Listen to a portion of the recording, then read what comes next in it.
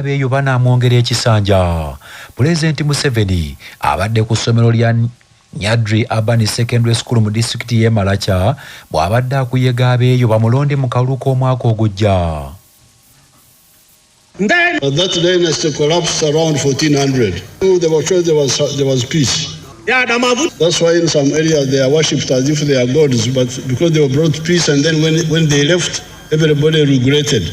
Now, when the Church Kingdom collapsed, 1400 up to the time of the British, our kings were busy fighting one another. Buganda, Ankole, Bunyoro, Rwanda, fighting.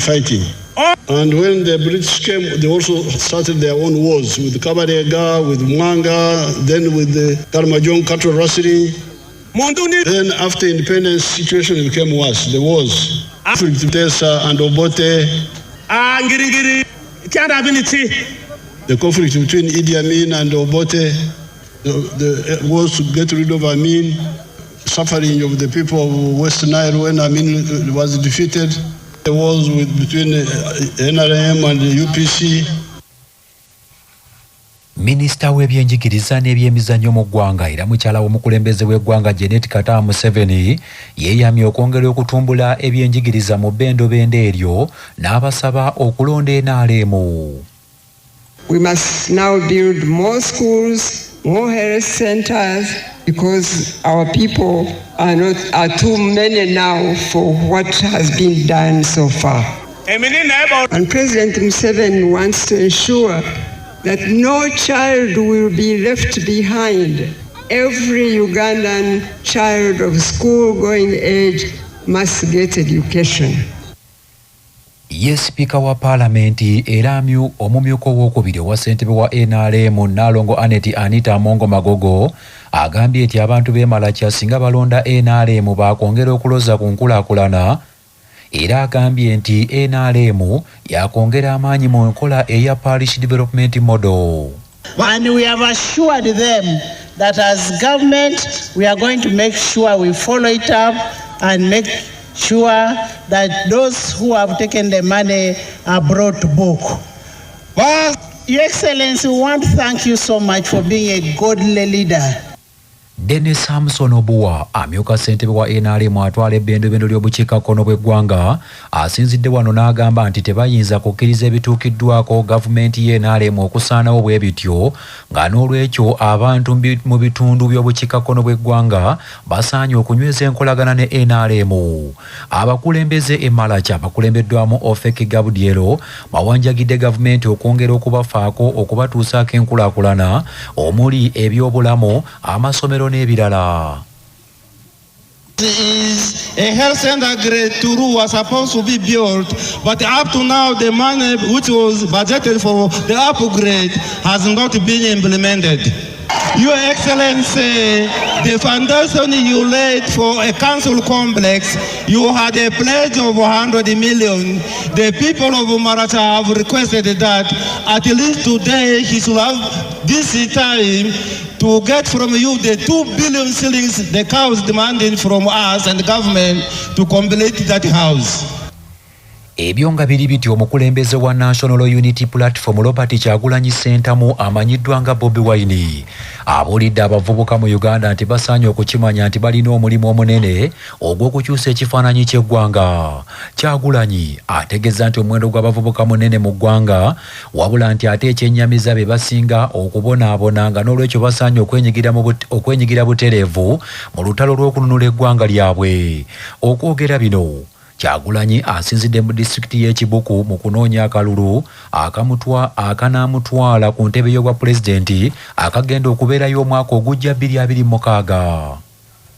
Size wano bazza musubi. I want you to believe in yourself. Banange akalulu kokamu kana akalulu kali wakati wa history ne future.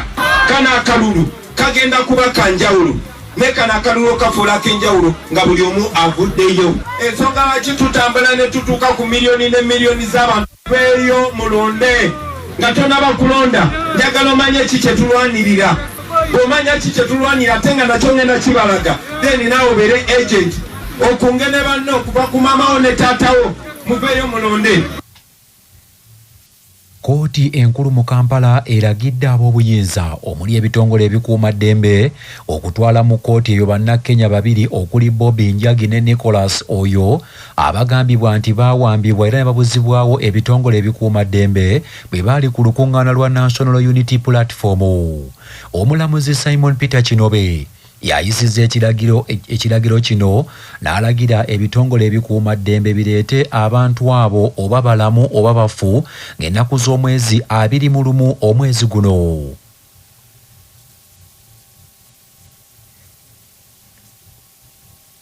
Waliwo abalwanyirizi b'eddembe ly'obuntu era bannamateeka okuyita mu Kiiza ne Mugisha Advocates abaddukira mu kooti eyo nga bawakanya okukwatibwa kw'abannakenya abo.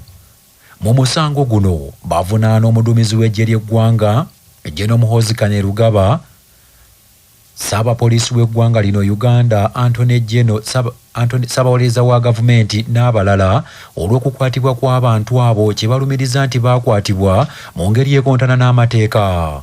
Okusinziira ku birayiro ebiri mu kkooti, munnamateeka Kofi Antinda yategeeza nti Njagi n'oyo baakwatibwa ng'ennaku z'omwezi 1 omwezi ogw'Ekkumi mu disitulikiti y'e Kaliro nga baakwatibwa abasajja abaali bambadde ebyambalo by'ekinnamagye n'abo abaali mu ngoye eza bulijjo era baabakunguza ne babakuba mu mmotoka ekika kya drone Toyota Hiace olwo nti ne babatwala mu Barracks Mbuya.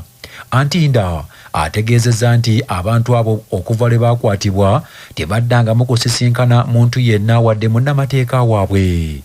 Ssaabawandiisi wa National Unity Platform David Davis Rubongoya nga y'omu kubaakuba ebirayiro okuwa obujulizi ategeezezza nti abantu abo okukwatibwa ne bakuumibwa mu kaduukulu okumala essaawa 48 kikontana n'amateeka era kirinnyirira eddembe ly'obuntu. Kaakano omulamuzi Kinobe alagidde abantu abo baleetebwe mu kkooti ng'ennaku z'omwezi 21 omwezi guno omwaka guno 2025.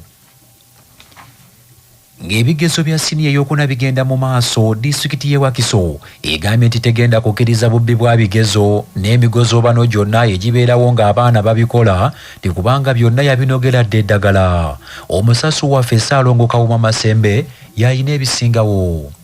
Okusinziira ku akulira ebyenjigiriza mu disitulikiti eno Frederick Kinobe, enteekateeka eno yonna ey'okulaba nti teri mwana gubawulira akaaba oba omuzadde bazze bakirondoola. Era omukulu ono akakasa nti enteekateeka yaabwe ebakoledde.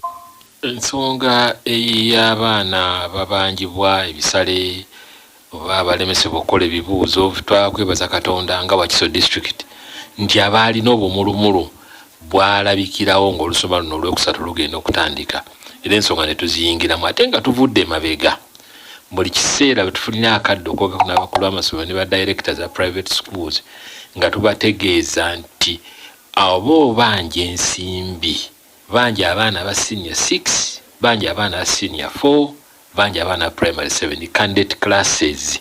Kingi Kinobe agamba nti ensonga eno kubayimiridde okulaba nti batuuse okutuuka okukola ebibuuzo nga teri muzadde yenna akaaba yadde omwana. Ndodde amasomero gonna ne tugakakasa ne tubategeeza tukkirizibwa kugaana mwana kukola ebibuuzo kubanga omubanja bw'aba yakulema okubanja ng'akyasoma tujja kumubanja ng'agenda kukola ebibuuzo. Muleka akole ebibuuzo olina otukogaba pass slip onoogikwata n'akusasula ensimbi zo. Kiyingi ayongeddeko n'ategeeza nti eky'essomero lyonna obutatuuza abaana ensonga eno baagirabirawo era ne bagikola. Mu kwogeraganya n'abakulu b'amasomero mu kukubiriza abazadde okutuukiriza obuvunaanyizibwa mu kutambula n'okubalondoola kyatuyambye okuggyawo obuzibu bw'abaana abaaganidde okukola ebibuuzo tekubanga babanjibwa. Buli muzadde genda kusomerwa nti enkalala zitimbiddwa kakasa nti omwana wo kwali kase nti agenda kukola ebibuuzo. Ekyo nno kyatuwonyeza nnyo tutuuka lunaku lw'ebibuuzo nga muzadde amanyi.